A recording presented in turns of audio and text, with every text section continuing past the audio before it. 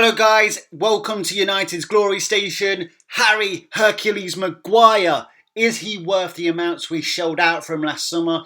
80 million British pounds.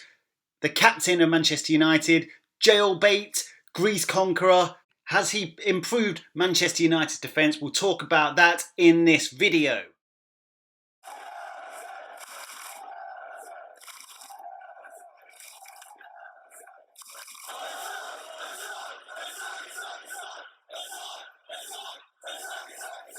So, of course, the breaking news about Harry Maguire in the summer, he is on holiday on the island of Mykonos in Greece, where he has been arrested. Now, the full reports on this story aren't particularly out yet, but there's a lot of rumours circulating that he actually was getting abuse from rival fans, and eventually his sister got stabbed in the arm with a sharp object, so Harry, God of War Maguire, stepped in. Now, a lot of people rushing in with their pitchforks. The Harry Maguire haters, quite frankly, are obviously trying to put him down, trying to get him removed as captain. I will talk about that in this video. First of all, we're going to look at whether he's improved Manchester United's defence first. But of course, the transfer fee around Harry Maguire's move from Leicester City to Manchester United is often going to be talked about because it is a world record for a defender, even outgunning that of Virgil van Dijk, who has been a huge success of Liverpool and is arguably the best defender on the planet. In fact, as much as I hate Liverpool, I have to admit, for me, he is the best defender on the planet right now, the complete package. However, there's more to it than just his natural defensive game,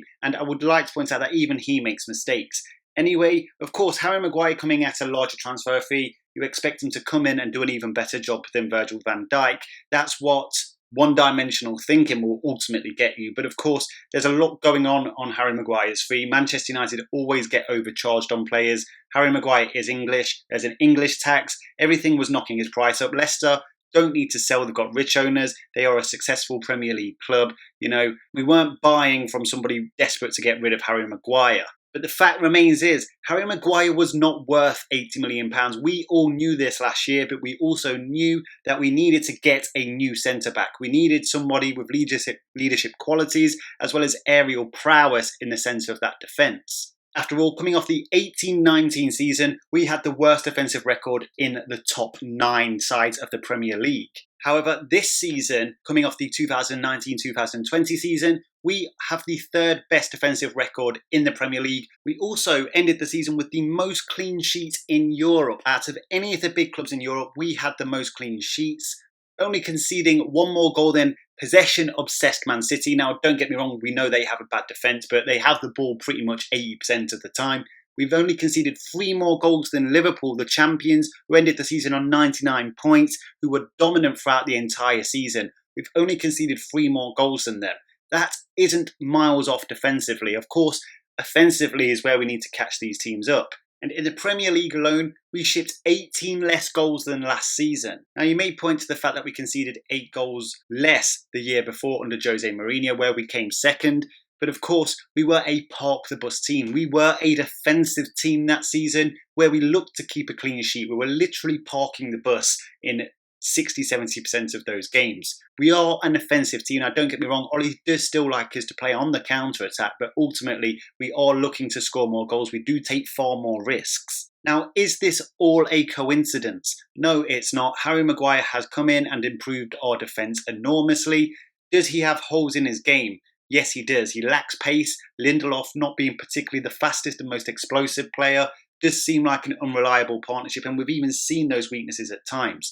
But ultimately, Harry Maguire has come in, he has improved our defence, we've got leadership quality from the back, he's calm and collected on the ball, he has a dominant presence in the air as well. Of course, like I said, he lacks pace, so he does get exposed at times, but we knew we were getting that with Harry Maguire, yet most of us were saying that this is a good signing at the beginning of last summer, despite the fact that we knew that he wasn't worth 80 million. 50 to 60 million, sure, but we were paying the English tax and an overinflated price because we are Manchester United. Now, I know a lot of people are going to say, look, you're just stat padding in favour of Harry Maguire, but ultimately, stat padding only goes so far. The fact is, we conceded 18 less goals with Harry Maguire in our team. We even let a good defender go on loan to Roma in Chris Smalling. He was one of our better defenders the year before and the year before that.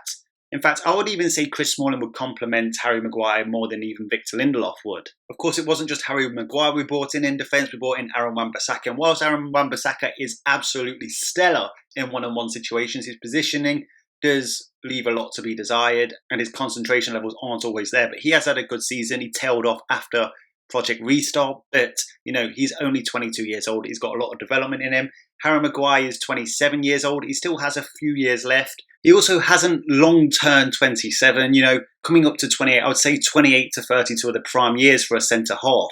And it is worth noting that Virgil van Dijk is 29 years old himself and is in a far more accomplished setup at Liverpool. We have to remember where Manchester United are right now. We're not at that level yet. We're trying to get to that level and we can get to that level, but we aren't there yet. We showed signs of it in the second half of last year and look at the defensive record then. So, continue in that vein and, our defensive record could be better than theirs. So has Harry Maguire been worth 80 million thus far? I would say no, he was never worth that amount to begin with. But of course, can his outputs in terms of performances for Manchester United eventually justify that kind of price tag and the overinflation we paid for him? I do believe he can do that in the future, but he needs to obviously take another step next season and lift his game another level. Now, Manchester United's team showed vast improvements after the arrival of Bruno Fernandes. Of course, we became a much more attacking team. We are much more of a threat offensively, and a good offence is also a good defence. So I do expect us to improve defensively even further next year. If we can get a good addition in defence to play next to Harry Maguire, somebody who complements him a bit more, I can only see Harry Maguire's game stepping up. So as far as I'm concerned, Harry Maguire has had a good season. Were there some low points? Were there some mistakes? Of course. There's mistakes with every defender. I can go back to Yip Yap Stam. I remember him making mistakes early in the 1999 season when we won the treble, and people were literally out there saying people like Trevor Sinclair were better than man. That is no joke. I remember when Rio Ferdinand first came to Manchester United, another record transfer fee for a defender at that time. He made a few mistakes when he first came in, and he was getting slaughtered. Nemanja Vidic came in and had a terrible first 6 months at Manchester United. Look how good he turned out to be. Is Harry Maguire as good as those players? Well, certainly not right now. Can he reach their levels? Maybe. That remains to be seen. I don't believe he's as a complete of a player as a Yap Stam or a Rio Ferdinand. But, on form, he is good enough to help us challenge for the title, if not win a title. But of course, if he can step up his game another level, he gets a consistent backline playing with him and a more consistent David De Gea, who has been mistake-ridden this year, and Manchester United play as a cohesive attacking unit for the entire season rather than just half, I think we'll see a much better output from Manchester United's defence. I think the problem is when a team loses, defenders are the easy scapegoats because people don't like blaming their favourite players, and most people's favourite players tend to be the offensive attacking players because they bring the silkiness and the entertainment. So it's easy to point the finger at the defenders. It's not always the case. Now, of course, should Harry Maguire be captain? Well, he's only been at the club for 1 year and he was made club captain after 6 months. That's not ideal. Now, I've seen some people saying he shouldn't be captain. I don't agree with that because I only look around that dressing room and I see no other captains. David De Gea, inconsistent. I don't see a leader in David De Gea either. In that back line, who else there is a leader? Luke Shaw's injured far too much. Wan-Bissaka's young. Victor Lindelof isn't a guaranteed starter, especially if we get a new centre-back. In midfield, Paul Pogba, you don't know whether he's staying or going. And I love Paul Pogba, by the way. Fred in Matic, you don't know who's going to play out of those two. Bruno Fernandes is definitely now a possibility, but he wasn't a option at the time Harry Maguire was made captain. And in that front line, we have no captains. We have no leaders in that front line. Ultimately, Ashley Young left the club abruptly and left us in need of replacing him as a captain. And Harry Maguire at that point was just the best option.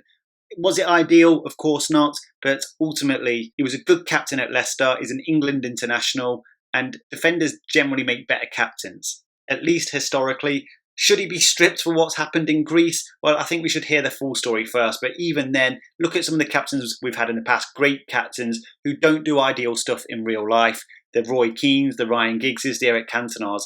I think saying stripping him of captain is just nonsense and is being driven by an agenda against Harry Maguire. That's all I can say about that. Anyway, guys, let me know your thoughts on this down in the comment section. Has Harry Maguire had a good season? Do you think he can go from strength to strength next year?